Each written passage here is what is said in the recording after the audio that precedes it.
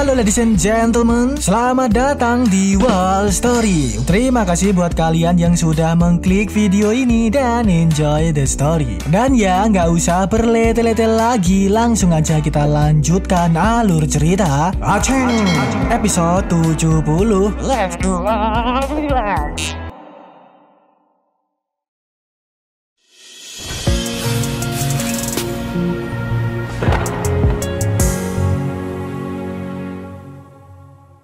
GPP lama pos, tapi kalau satu kali pos 20 plus menit kan enak nontonnya. Ya gimana ya menurut kalian? Apakah mending kita nunggu episodenya rilis 2 atau 3 dulu baru dibikin video alur cerita? Karena donghua terbaru yang ongoing itu biasanya rilis episodenya setiap seminggu sekali. Jika ingin durasi videonya lama, jadi kita harus menunggu 2 atau 3 minggu dulu agar donghuanya rilis 2 episode dulu, baru nanti dibikin video alur cerita. Tapi ya itu waktu yang lumayan agak lama sih. Tapi jika ingin cepat update seminggu sekali, ya durasinya ya cuman segitu aja, karena hanya satu episode aja, jadi nggak bisa dibikin panjang-panjang. Jadi gimana ya enaknya? Tulis komentar di bawah.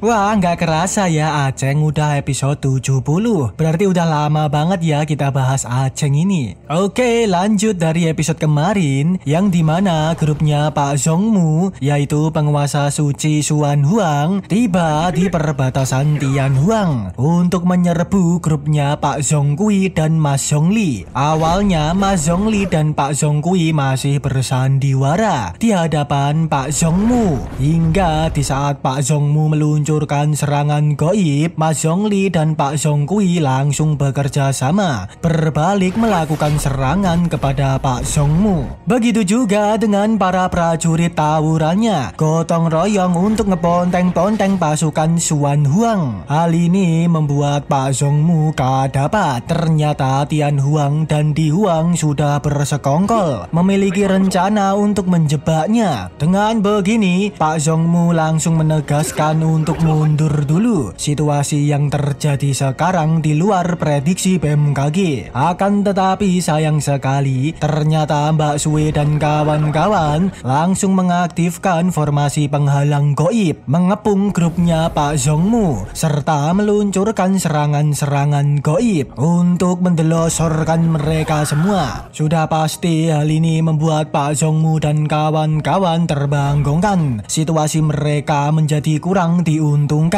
Tak lama kemudian pendekar Aceng fuckboy andalan mentungul di hadapan Pak Zhongmu. Melihat itu Pak Zhongmu langsung berkata, "Hinyu, aku tidak terkejut kau bisa meyakinkan Ren Huang dan Di Huang. Tapi Pak Zhongkui Tianhuang adalah orang yang keras kepala dan sulit ditaklukkan. Tak disangka juga berhasil tunduk pada bocah bau kencur sepertimu." Mendengar itu Aceng menjawab, Yan Huang pada dasarnya satu. Jika Pak Zhongmu bisa bertobat dari jalan yang salah, juga tetap menjadi tetua di Yan Huang. Jika kalian menyerah sekarang, kalian tetap saudara bagi Yan Huang. Masalah di masa lalu tidak akan diungkit lagi. Kejayaan Yan Huang di masa depan juga akan kita nikmati bersama.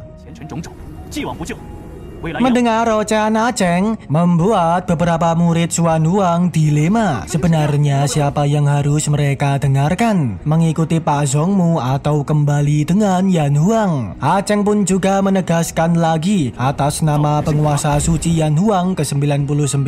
Dia memberi kesempatan yang terakhir untuk orang-orang yang mau menyerah akan kembali dan tetap hidup. Namun jika masih melawan, maka akan berakhir modar. Pada momen ini akhirnya ada salah satu bapak-bapak Xuan Huang yang menyerah, ingin kembali dan bersatu dengan Yan Huang. Nggak ingin menjadi pengkhianat yang malah melawan Yan Huang. Tapi sayangnya tindakan bapak-bapak tersebut malah berakhir tragis.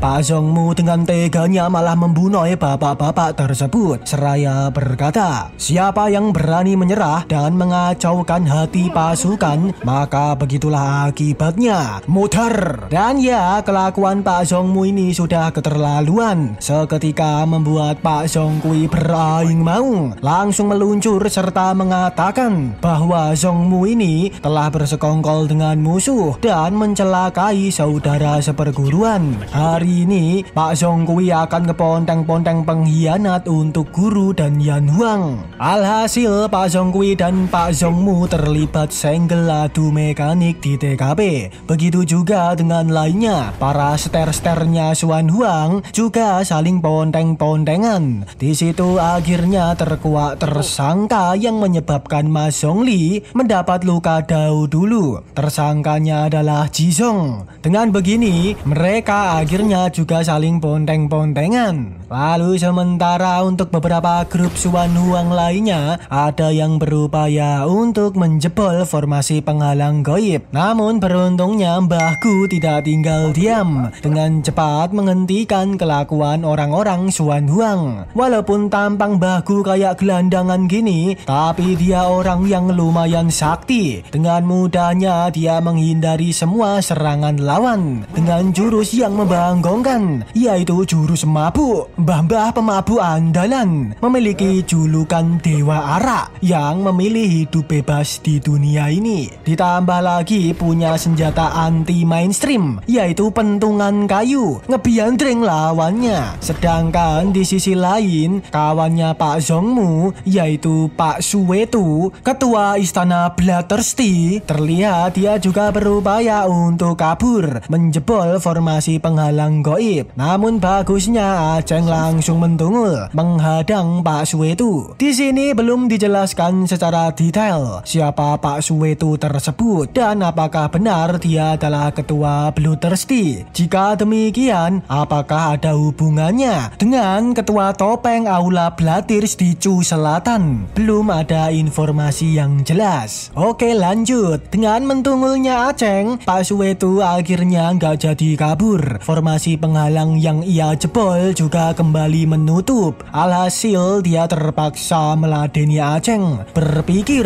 hanya dengan mendelosorkan Aceng maka situasinya akan aman, membalikan keadaan, menjadikan Aceng sebagai sandera untuk kemenangan. Hal ini pun menjadi sorotan bagi orang-orang di sekitar. Apakah Aceng berani senggel melawan Pak Suwetu? Ranah kultivasi mereka berbeda. Pak Suwetu berada di Heavenly Quasi, sedangkan Aceng berada di ranah Dark Space atau Nether Void. Sampai-sampai Pak Zhongmu juga meremehkan Aceng. Kok bisa-bisanya penguasa suci Yan Huang saat ini hanya berada di ranah Nyiteng seperti itu? Tapi ya tentunya ini bukan masalah besar bagi Aceng. Tetap gas-gas saja, langsung meluncurkan jurus goib yang ia sebut Naga Agung 8 Kehancuran. Terlihat awalnya Pak Suwetu mencoba menahan dengan jurus tinju sakti, tapi ternyata serangan Aceng lumayan kuat. Alhasil Pak Suwetu pun mencelat terpukul mundur. Pada momen inilah para penonton di sekitar mulai terbangongkan. Apakah benar Aceng hanya berada di ranah Dark Space? Bisa-bisanya sanggup memukul mundur Heavenly Quasi. Setelah itu Aceng lanjut meluncurkan tebasan mautnya yang bahkan dapat membelah formasi penghalang goib. Tapi apesnya tebasan maut Aceng dapat dihancurkan oleh Pak Suwetu karena Pak Suwetu menggunakan benda pusaka jarum ajaib. Menyadari ini, Aceng ikut-ikutan mengeluarkan benda saktinya, yaitu Tungku Dewa, menahan jarum sakti Pak Suwetu. Aceng menggunakan tungku saktinya untuk menggeprek Pak Suwetu. Yang bisa kita lihat, Pak Suwetu ini sampai ngeden-ngeden menahan tekanan Tungku Dewa tersebut. Pada momen itu, Pak Suwetu diam-diam juga masih berusaha meluncurkan jarum saktinya. Tapi sayang sekali hasilnya zong. Kali ini Aceng meluncurkan lagi tebasan yang lebih ngeri, tebasan guntur kehancuran, yang bahkan kali ini sampai membuka ruang lubang hitam. Alhasil gak bisa dihindari lagi, tebasan maut Aceng melibas Pak Suwetu, yang akhirnya membuat Pak Mbak Sue itu delosor modar di TKP. Dengan begini situasi Pak Zongmu akan semakin gawat. Telah kehilangan salah satu sekutunya. Dengan lantang Aceng berkata bahwa seluruh anggota Bloodthirsty